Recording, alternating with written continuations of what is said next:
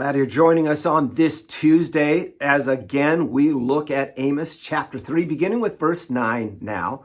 Let's just get into this. The promise of destruction has been given by the prophet already. And as we go into this one, we almost see, especially in the first part, almost a courtyard setting, a court setting, I should say. Let's get into this, verse 9. Proclaim to the strongholds of Ashdod and the strongholds in the land of Egypt. Say, assemble yourselves on the mountains of Samaria, and see the great tumults within her, and the oppressed in her midst. They do not know how to do right, declares the Lord, those who store up violence and robbery in their strongholds.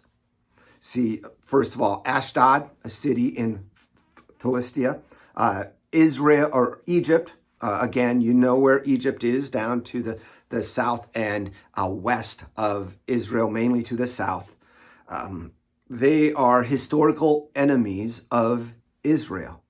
And now God is almost calling them to be the jury, right? Assemble yourselves on the mountains of Samaria to look down to see what's going on. And then he shares his accusation. They don't know how to do right.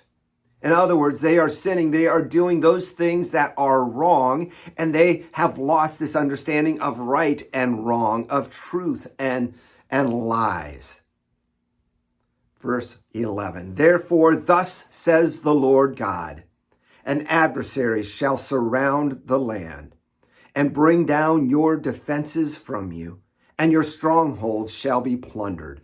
This is God's judgment coming upon the nation of Israel. An adversary will surround, first of all, bring down their defenses so they are defenseless, and then the strongholds will be plundered. All their riches will be taken away. Let's move on to verse 12. By the way, verse 12 is one of the most graphic descriptions for Israel to understand what will happen to them. Thus says the Lord, as a shepherd rescues from the mouth of the lion 2 legs or a piece of an ear, so shall the people who dwell in Samaria be rescued with a corner of a couch and a part of a bed. What a graphic description, isn't it, of this so-called rescue? 2 legs, maybe even just a part of an ear. That's all that's going to be left of this lamb. You can't say that's a rescue because the lamb is dead. And yes, Israel would be destroyed, but yet that remnant, that part would return, would be left. Let's continue on. Hear and testify against the house of Jacob, declares the Lord, the God of hosts, that on that day I punish Israel for his transgressions. I will punish the altars of Bethel, and the horns of the altar shall be cut off and fall to the ground. I will strike the winter house along with the summer house, and the houses of ivory shall perish, and the great houses shall come to an end, declares the Lord. In verses 13 and 14, we see that the altars of Bethel will be destroyed. The punishment of Israel for his transgressions.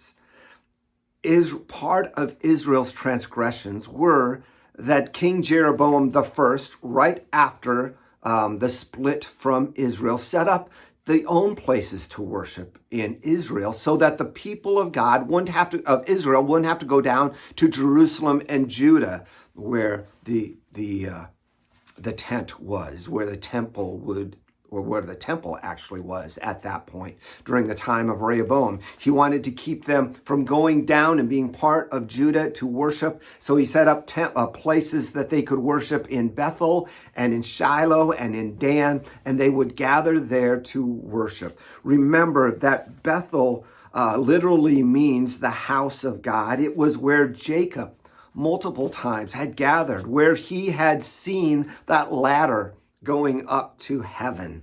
He had named it that place. He had built an altar there to worship the Lord. It was a substitute place for the people of Israel to worship instead of where God desired.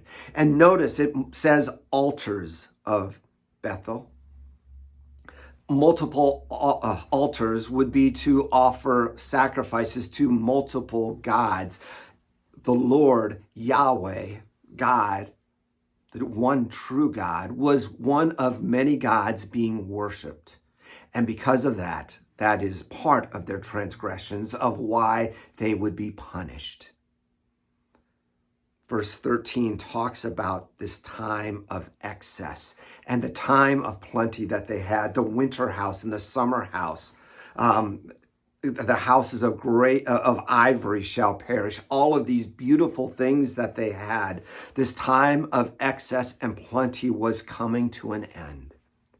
The problem is not with wealth and prosperity. The problem is when prosperity leads us to trust in that wealth and to lose our trust in God, to trust in our own abilities to provide instead of trusting in what God does for us in providing us with all things. And every time there is a place of plenty, a nation of plenty, that time will end. And we might think that even in our country, as great as it is, it will last forever. But every nation on the earth at some point will come to an end. The prosperity that we have so much will one day end. Let's not worship those things. Let's worship the one God who gives us the land that we live in, our country that rules over us, the prosperity and riches that we enjoy. Let us worship the one true God, and let's not fall away and worship those other things. May God guide us. We'll see you back here tomorrow. God bless.